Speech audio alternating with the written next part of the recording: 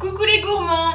Vous êtes super nombreux à me demander ma recette de macarons. Vous savez que j'ai fait des concours à ce sujet. Je vais enfin vous révéler ma recette de macarons inratable.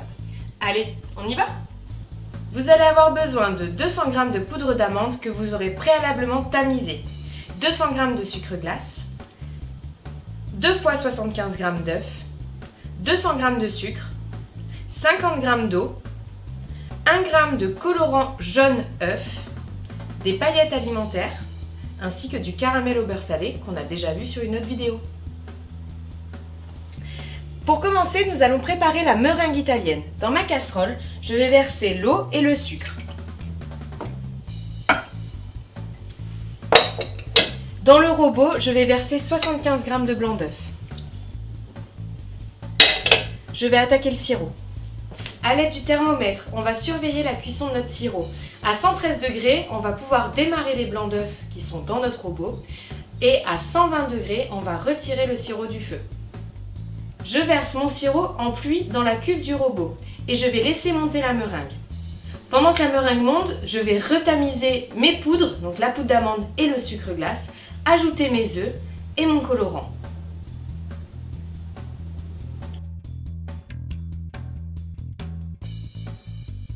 Ma meringue est bien montée, elle est blanche et bien ferme et elle forme le bec d'oiseau.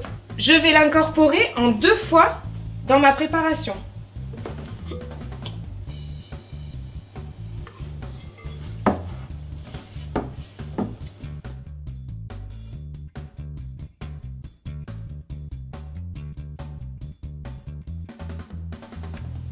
Le macaronnage est l'étape essentielle des macarons. Il faut réussir à avoir une texture lisse qui tombe en ruban. Je vais attaquer le pochage. Pour m'aider, je vais utiliser un tube pour avoir un pochage ultra régulier.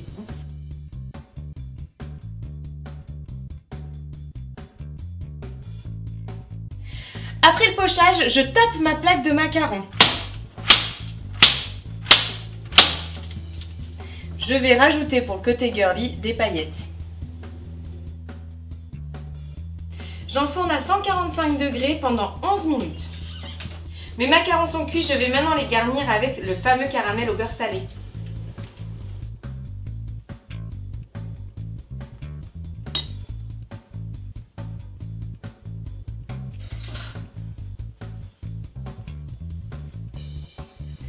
On va pas pouvoir les goûter tout de suite, il va falloir les laisser reposer 24 heures au frigo. Maintenant, j'aimerais savoir en commentaire quels sont vos macarons préférés, que vous me laissiez plein de pouces bleus et que vous partagez ma vidéo. À très vite!